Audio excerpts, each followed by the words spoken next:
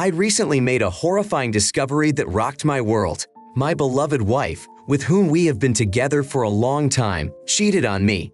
I had hired a gardener to come and tend the garden twice a week, but she was having an affair with him.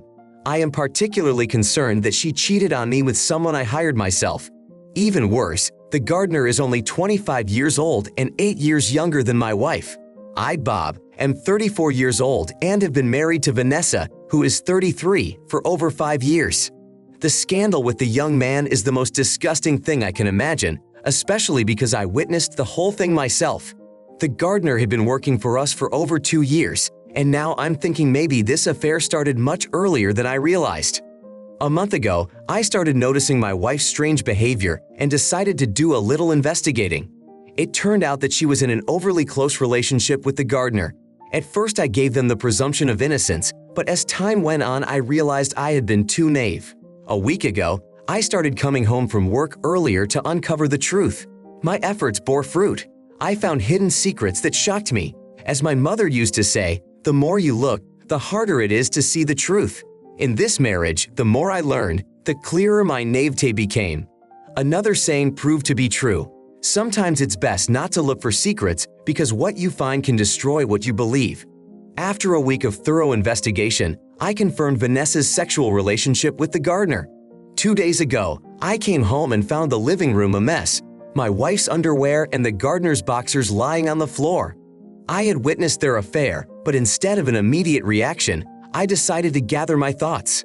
As an attorney, I focused on planning a retaliation that would keep them from easily escaping responsibility. The first 24 hours after discovering this truth were difficult, but I realized that I don't have to justify Vanessa's choices. I don't need to understand the reasons for her cheating. What matters is that it's wrong. My goal became to plan a revenge that would leave an indelible mark on her life. Despite the betrayal, I believe my wife deserves most of the retribution. As for the gardener who worked for me, I do not plan to fire him immediately. Let him continue to work, unaware of the consequences to come. Vanessa, my housewife, has been not only lazy but unfaithful for the past 5 years. I may not be able to shame her lover, but I can seriously disturb her peace. I don't intend to fire the gardener immediately. I want him to feel the consequences of his actions himself at the right moment. Right now, I'm sitting in my room in my sweatpants writing this. It's been an hour since Vanessa left the house, ostensibly to get groceries. But I'm well aware of her true intentions, given that the gardener only comes to work for us on Sundays and Thursdays. This means she doesn't have many opportunities to see her new lover as often as she would like. Therefore, she regularly leaves the house on the pretext of going grocery shopping. As a result of my thorough investigation, I discovered that during these outings, Vanessa is meeting the gardener at his home. I am not going to interfere or talk her into ending this relationship. I want them to continue to meet without her realizing my plan. In order to realize it, it's important that they see each other regularly, so I'm going to convince the gardener to come 4 times a week, doubling his salary for doing so. My motive is to give them enough time together to make my plan happen. I realize that Vanessa will try to hide any signs of their relationship and resist the temptation of frequent meetings. But I'm sure that over time she'll give in to temptation and let her guard down. It is important for me to take my time because I am determined to consummate this marriage without losing anything. As an attorney, I know the intricacies of divorce, and because Vanessa was a homemaker during our 5-year marriage, her chances are initially better. However, I am determined to change that in my favor. The first trap has been set, and I'm sure Vanessa will fall into it. The gardener has willingly agreed to come 4 times a week. I wonder if he thinks I don't notice, even though his affair with my wife has been going on for months, maybe years. He seems unforgivably bold in his forbidden actions, visiting our house 4 times a week ostensibly to care for non-existent plants and flowers. It's hard to know if he's stupid or just ignorant. Any sane person would realize that getting double his salary for no apparent reason is strange. As for his paycheck, I'm not actually paying him double. I stopped the payments as of last week, promising that the balance would be paid off within 2 months. To my surprise, he agreed without hesitation, which only reinforced my suspicions. There's another problem, the possibility that Vanessa is stealing money from me to support her secret lover. This suspicion is reasonable, given her status as a housewife. She is completely dependent on the funds I allocate for her needs and household expenses. I am convinced that she secretly sends money to the gardener. The only logical explanation for the gardener agreeing to work without pay for 2 months was the hope of additional income. I promised him a $50 bonus for his patience. When I'm done dealing with both of them, they won't get a penny of my honestly earned money. I work hard, and the betrayal of these two, who have been living off me, is absolutely insulting. It is unbearable to see them biting the hand that feeds them with no other source of income.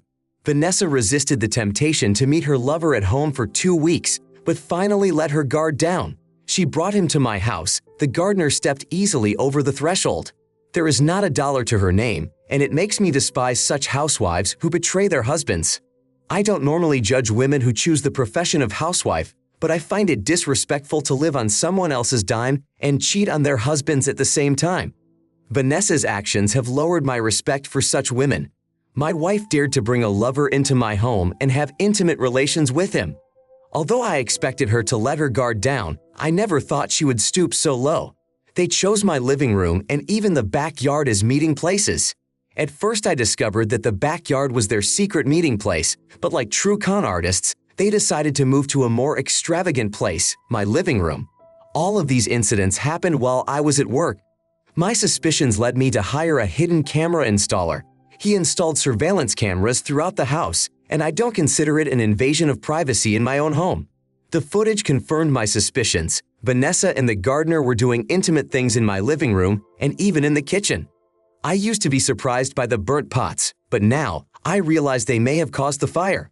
I don't care if they get careless and harm themselves. If they survive, they'll have to buy me a new house and stuff. My goal is to use the video to pressure Vanessa, especially if she demands child support. I am adamant. I will not give her even a fraction of my honestly earned money. I mentioned earlier that I had hired someone to seduce the gardener, and I had already enlisted the support of a woman for that task. Finding a suitable candidate was not easy, but as a lawyer, I have friends with useful connections. They can organize this sort of thing. Usually these people get vital information undercover, but I convinced one of them to realize this plan. The success of the revenge depends on this scheme, and I have invested heavily to make sure everything goes according to plan. The purpose of seducing the gardener is simple. I want him to cheat on Vanessa. It will be a kind of karmic payback, after which she will have no one left to turn to for comfort. The woman I hired is professional and focused on the job. I chose her because I wanted someone who was dedicated, without emotional attachments. This will help avoid unwanted complications. To keep her safe, I keep the identity of the agent secret and approach her anonymously as she is well known in her field. I provided her with all the necessary information to maintain confidentiality and efficiency. She obtained detailed data about the gardener and his schedule to study his daily routine outside of my home. In order to be effective, I had to contact a private investigator and take extreme measures. I should have learned the gardener's schedule in order to arrange a meeting that looked natural and unplanned. I don't know if they will be able to bond, but I hope so. I explained to the detective that in the case of intimacy, photographs are required. They don't have to be explicit, just the faces. These pictures would become evidence in the divorce papers that would be given to Vanessa. I didn't set a strict deadline for the detective, but I asked for 2 months before I had to pay the gardener's salary. Let me make it clear that Vanessa and I have no children. We had suffered 3 miscarriages during our marriage, so the doctor advised us to refrain from further attempts because of the risk to her health. This difficult period affected our mental state, which led us to see a therapist. For the past 2 years, we have been following his recommendations. Recently, Vanessa unexpectedly mentioned over dinner that she was willing to consider surrogacy. This made me angry, especially considering her hidden infidelity. Ideas like that only reinforced my desire for revenge. Her desire to find a surrogate for our child amidst her infidelity is breathtaking in its hypocrisy. Perhaps she thinks I'm naive enough to agree to raise a child with a man who betrays me like this. It seems Vanessa plans to blindside me while she continues her relationship with another man. I'd rather face the harsh consequences than fulfill her twisted schemes. There is a serious possibility that Vanessa plans to deceive me and pass off the gardener's child as mine. While paternity is usually not questioned in marriage, I refuse to raise a child with a woman who has been betraying me for months. I thank her for openly discussing her plans for surrogacy. It clearly shows her intention to keep me in the marriage so she can then get child support in the event of a divorce. Having realized her intentions, I intend to circumvent her plans quickly and cleverly. If she decides to carry the pregnancy on her own, however, the divorce may be delayed. My priority remains to act swiftly and expedite the divorce process. 3 weeks later, I returned home, and the time flew by. Despite Vanessa's infidelity with the gardener, I tried to hold myself up as a model husband, although sometimes I felt the urge to confront her or fire the gardener. But I stayed focused on the revenge I deserved. A significant development was the work of the private investigator I hired. She unexpectedly became close to the gardener, who stated that he was single and not interested in a relationship. This pleased me, as it meant giving up on Vanessa. The detective recorded conversations and took photographs of them kissing. This evidence Vanessa would get in the divorce papers. For the past 3 weeks, I have been consulting with friends and fellow lawyers to strategize a divorce without financial loss. Vanessa's 5-year role as a homemaker complicates the situation by creating the illusion that she has sacrificed her career. However, let me clarify that I never insisted that Vanessa become a homemaker. It was her decision. She didn't work at all before our marriage, so I don't see any sacrifice. My friends and I were looking for a convincing argument in case Vanessa demanded alimony. A separate set of documents was drawn up that explicitly stated that she would waive her rights to them. My friends advised getting Vanessa's signature on these documents as soon as possible. However, convincing her to sign the papers won't be easy because she doesn't know that I'm privy to her secret. If she sees the alimony forfeiture papers, she might guess my intentions. I don't want to reveal my strategy prematurely. After a few days of thought, I put together a plan to get both the divorce papers and the alimony forfeiture from Vanessa. Although the idea is formed, I realize that getting her to sign the papers will be difficult. I decide to put something in her drink. I realize that this may be perceived as wrong, but I see it as the only way out in this situation. Knowing Vanessa's infidelity, I don't feel obligated to be honest considering how unfair she is being. Knowing her habit of drinking after meeting with the gardener, I plan to use that to my advantage. Focusing on executing the plan, I diluted Vanessa's drink. After carefully studying her routine, I identified a preferred wine and added my remedy to it. She drank it as expected and passed out 30 minutes later.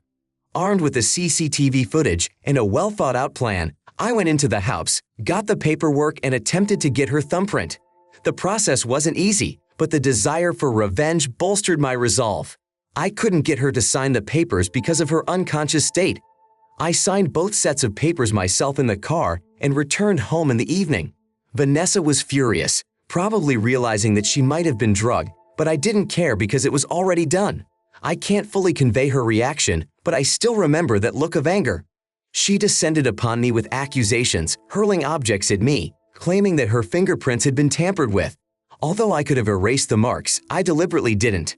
I wanted her to see the prints for herself and puzzle over them. During our fierce argument, Vanessa was silent for a few minutes, wondering about the meaning of the marks on her fingers. Without explaining, I tossed her a photocopy of the divorce agreement, attaching the alimony papers. The shock and confusion on her face was memorable, as if the whole world had crumbled beneath her feet. I had anticipated her reaction, but had no idea how intense that satisfaction would be. She screamed and insulted me, reminding me of a madman. That day, I stuck to my original plan. I stayed silent, only letting go of derogatory remarks. I took pleasure in seeing her tears and then leaving her alone, lost in the living room. I went upstairs, threw her clothes downstairs without hesitation, and watched her pack her things. It gave me satisfaction. She, who until a short time ago had shamelessly used my house, was now packing her belongings. A carefully planned revenge had helped me deal with the torment, and throwing her things away symbolized the triumph I had waited so long for. Vanessa tried to make herself look like a victim and apologized, but I wouldn't listen to her words, unwilling to listen to a shameless liar. Before she left that night, I warned PP, who was in the gardener's apartment, that Vanessa might come over. I instructed PP to make the gardener reject her and introduce PP as his girlfriend. In addition, I asked her to give Vanessa a series of carefully selected photographs depicting the gardener and PP in intimate poses. 2 hours after Vanessa left, I contacted PP, who confirmed that Vanessa had indeed come to the gardener's apartment as we had suspected. PP was able to kick her out by showing compromising pictures. She told me about Vanessa's emotional breakdown, but the rest of the story didn't bother me much. After that, PP distanced herself from the gardener, ending her work. I talked to the gardener myself, using photos and videos to convince him to cooperate. I threatened to share these materials with his friends, family, and potential employers if he didn't give me Vanessa's bank PIN. It turned out that she had given him her card for unlimited use. He resisted at first, but gave in when I threatened to reveal his affair with his previous employer's wife, thereby undermining his future job prospects. Using Vanessa's card and her PIN, I withdrew $1,000 from her account, considering it minimal compensation for her deception. I also failed to pay the gardener 2 months' wages, and he prudently refrained from making demands. 2 days afterward, Vanessa came to my house with her parents. Despite their requests, I refused to disclose the details of the divorce on the grounds that she had cheated on me with the gardener. They tried to find a solution, but I was adamant. Vanessa accused me of theft and coercion, claiming that I forced her to sign papers waiving child support by threatening to disclose videotapes and photos of her with the gardener. I warned that if she resisted the divorce, her reputation would suffer. I insisted on a non-contentious divorce to eliminate alimony payments in court. When Vanessa's parents saw the compromising photos, they convinced her to agree to my terms. Before I left, I handed her the gardener's notes. She tried to retaliate in anger, but her parents intervened and got her out of the house. I was no longer concerned about their relationship and focused on making life difficult for both her and the gardener. I successfully obtained 2 months of the gardener's salary, recovered $1,000, and obtained a divorce without alimony. I went through this process following your advice and recommendations and managed to keep my sanity. I am grateful for your support. I am now saying goodbye and getting back to rebuilding my life and career. My revenge has brought me satisfaction.